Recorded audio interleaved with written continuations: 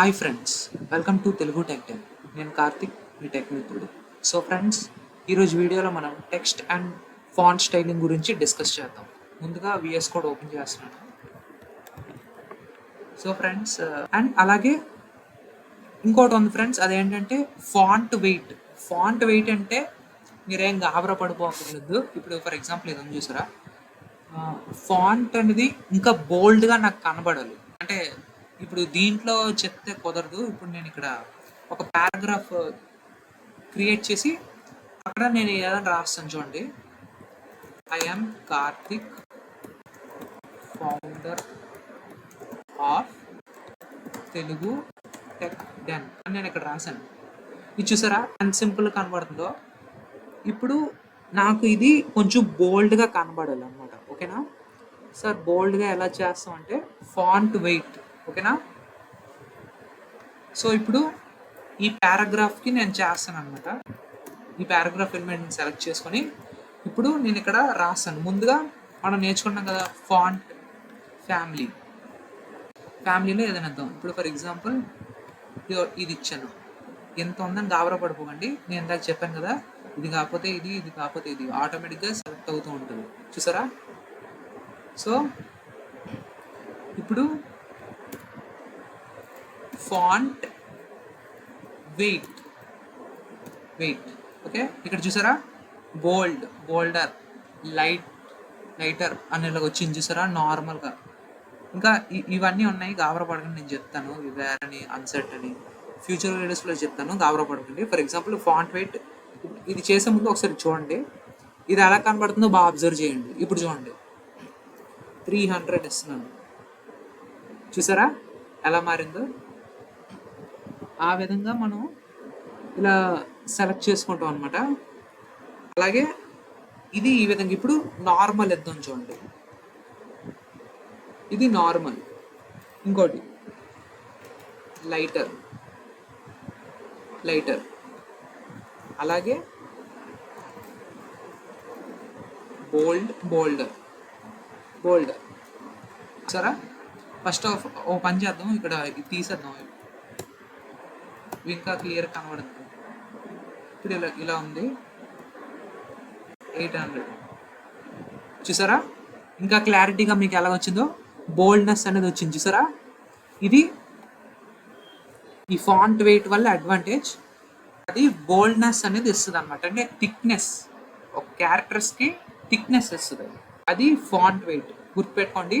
అలాగే వాల్యూస్ ఇవి, ఈ 800 కానీ లేకపోతే నార్మల్, బోల్డ్, లైటర్, బోల్డర్, ఇవన్నీ మీరు చూసారు కదా ఇక్కడ కింద విఎస్ కోడ్ ఇచ్చింది, అవన్నీ వాల్యూస్.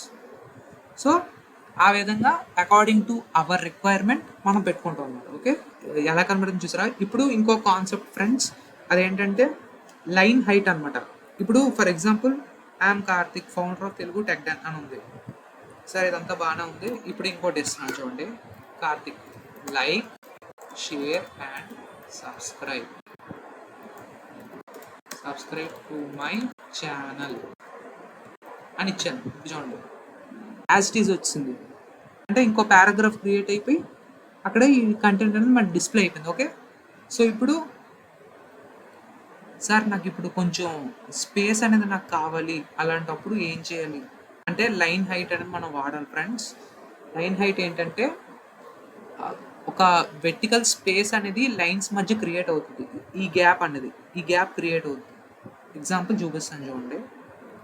ఇక్కడ లైన్ హైట్ ఎంత, ఒక 4 ఇచ్చాను అనుకున్నాం. చూసారా ఎలా కనబడిందో? ఇది ఇంకొక లైన్కి మధ్యలో యొక్క గ్యాప్ అనేది ఇంక్రీజ్ చేస్తుంది అనమాట, ఈ లైన్ హైట్ అనేది. ఓకేనా? సో డెఫినేషన్ పరంగా ఏంటంటే defines the vertical space between lines of text. ఓకేనా? కొంతమంది నోట్స్ రాసుకుంటే మీకు అది పనికి వస్తుంది డెఫినేషన్, అందుకే చెప్పాను. సో ఈ విధంగా మనం వాడాలన్నమాట. ఓకే, అలాగే ఇంత వద్దు సార్ నాకు 1.5 కావాలంటే 1.5 కూడా పెట్టచ్చు. ఇప్పుడు చూడండి అలా యాజ్ యూజువల్ కనబడుతుంది. అలాగే 4 చూసారా? ఆ విధంగా ఇది పారాగ్రాఫ్ అంటే దీనికి రెండింటికి అప్లై అవుతుంది. అది మీరు గమనించాలి. ఓకేనా? పారాగ్రాఫ్ అంటే ఈ కిందది ఒకటే కాదు, పైది కూడా. ఈ రెండిటికి ఇది వర్తిస్తుంది. ఓకే. సో ఇప్పుడు ఇది లైన్ హైట్ ఫ్రెండ్స్, అలాగే వాల్యూస్. సో ఇప్పుడు టెక్స్ట్ అలైన్ గురించి మనం ఆల్రెడీ డిస్కస్ చేస్తున్నాం. ఇన్ కేస్ మిస్ అయ్యి ఉంటే పర్లేదు, ఇప్పుడు నేను మళ్ళీ ఒకసారి రివైజ్ చేస్తున్నాను.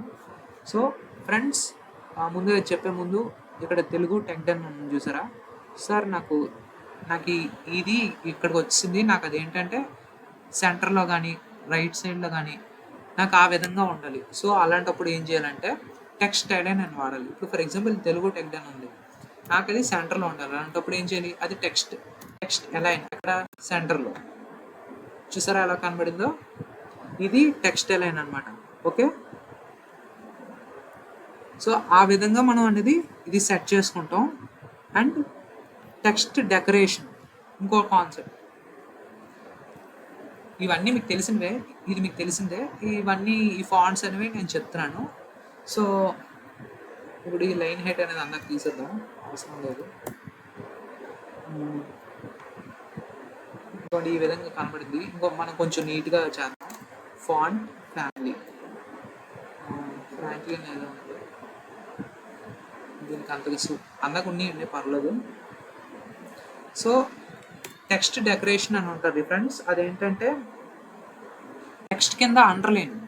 ఇప్పుడు చూడండి, I'm Karthik, founder of Telugu tech done. నాకు ఇది కింద అండర్లైన్లో నాకు కావాలనుకోండి, అప్పుడు ఏం చేయాలంటే టెక్స్ట్ డెకరేషన్ అని ఒకటి ఉంటుంది, దాన్ని ఎనేబుల్ చేసుకొని దాన్ని రాసుకొని అక్కడ ఇవన్నీ చూడండి. ఇవన్నీ different type of styles. Dash, dotted అని ఇస్తాను చూడండి, లేదా అండర్లైన్ అని ఇస్తాను. చూసారా అండర్లైన్ ఎలా కనబడిందో? ఆ డాటెడ్ ఏంటంటే చిన్నగా ఉన్నాయి, అది ఇక్కడ డిస్ప్లే అవ్వలేదు, కలర్ అవ్వాలి అనుకుంటా. సో అండర్లైన్ చూసారా ఎలా కనబడిందో? అది టెక్స్ట్ డెకరేషన్ అనమాట. ఓకే. యూస్ ఏంటంటే నన్ను, అంటే ఏమీ ఉండకూడదని.